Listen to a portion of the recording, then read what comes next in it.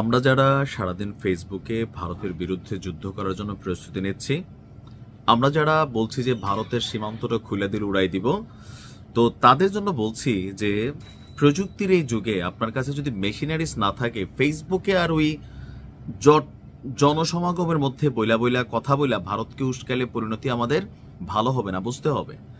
ভারতের চোখে চোখ রেখে লড়াই করার জন্য, কথা বলার জন্য শুধুমাত্র সাহস থাকলে চলবে না, আপনার কাছে মেশিনারিজ থাকতে হবে।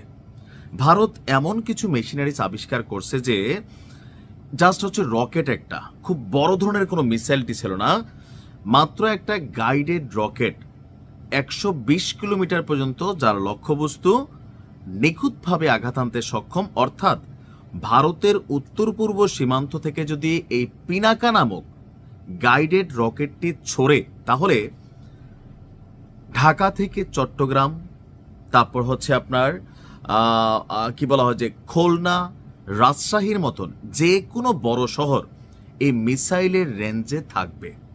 রিপোর্ট অনুযায়ী পিনাকা মিসাইলটি পরীক্ষার সময় এর উড়ান সফলভাবে ট্র্যাক করেছিল ডিআরডিও। পরীক্ষাটির দায়িত্বে আপনার ছিল প্রুফ অ্যান্ড এক্সপেরিমেন্টাল এস্টাবলিশমেন্ট। পরীক্ষায় রকেটটি সেনাবাহিনীতে ব্যবহৃত পিনাকা লঞ্চার থেকে উৎক্ষেপণ করা হয়েছিল। ডিফেন্স রিসার্চ অ্যান্ড ডেভেলপমেন্ট বিভাগের সচিব এবং ডিআরডিও চেয়ারম্যান এই মিসাইল পরীক্ষা প্রত্যক্ষ করেন। আমি যে এই কথাগুলো বলছি হঠাৎ করে মিডল থেকে শুনলে বুঝবেন না।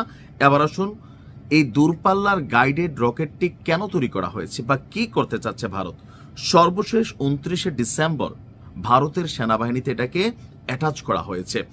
মানে এখানে তাদের হিন্দুস্তান টাইমসের বাংলা সংস্করণ থেকে আমি কিন্তু নিউজটা দিচ্ছি, তাহলে বুঝতে পারছেন ভারতের এত শক্তিশালী গণমাধ্যমে যখন এই রকেটটার টার্গেটে বাংলাদেশের কোন কোন শহর আছে, এটা আসলে বাংলাদেশকে অলিখিতভাবে একটা সচেতন বার্তা দেওয়া হচ্ছে যে দেখো আমরা কি কি জিনিস তৈরি করতেছি।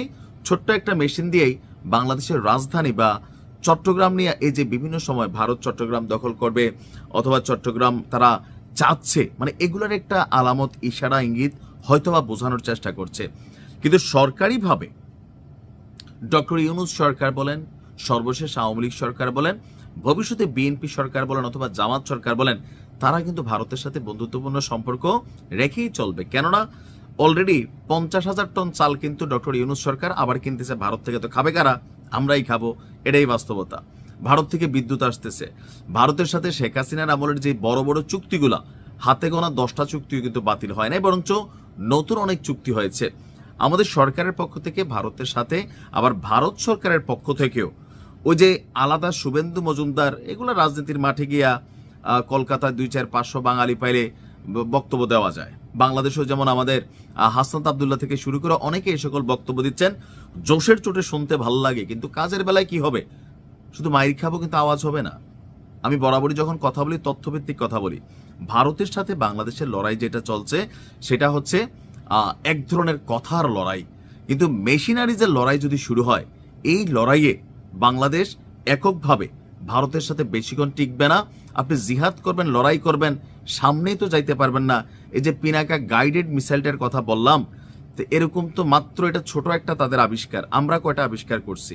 সেই জন্য আমি বরাবরই বলি, ভারতের সাথে লড়াই করতে হলে ভবিষ্যতে যার সাথে হোক আমার মেশিনারিজ থাকতে হবে। সামরিক শক্তি শত্রুর যদি 100 থাকে, আমার 50 হলে থাকতে হবে। কেন? শত্রুর মাথায় এটা থাকতে হবে, আমি যদি 10টা দেই আমি 2টা খাইতে পারি। আর আমি খালি দেমু, গাইল লাইব, ফেসবুকে জিহাদ করব, আর দেশে বসে বসে গালাগালি করবে, আসলে কোনো কাজ হবে না। এখন আমরা যতটুকু দেখছি যে এই মুহূর্তে আপনার ভারত বাংলাদেশের এই যে একটা উত্তেজনাপূর্ণ সম্পর্ক, এই সম্পর্কের মধ্যে ভারত বিভিন্ন ধরনের ক্ষেপণাস্ত্র পরীক্ষা করছে। তো এই পরীক্ষাটা কোথায় করছে? কক্সবাজার এবং হাতিয়ার মধ্যে ক্ষেপণাস্ত্র ছোড়ার জন্য 2 দিনের সতর্কতা জারি করেছিল বাংলাদেশ। সেই সময়কালের মধ্যেই ভারতের প্রতিরক্ষা গবেষণা এবং উন্নয়ন সংস্থা ডিআরডিও ইন্টিগ্রেটেড টেস্ট রেঞ্জ থেকে পিনাকা লং রেঞ্জ গাইডেড রকেটের সফল লঞ্চ করে। দুই দেশের সাথে যোগাযোগ করে, কারণ যখন সাগরে এগুলা করা হয় তখন সেখানে কিছু বিশেষ নির্দেশনা থাকে। উত্তেজনায় হোশ হারালে চলবে না, জোশে আইসা আগে মেশিনারি শক্ত করি, তারপর লড়াই হবে ইনশাল্লাহ। ভালো থাকুন। তবে ভারত ভয় দেখানোর চেষ্টা করছে তাদের নিউজগুলোর মাধ্যমে। ভালো থাকুন।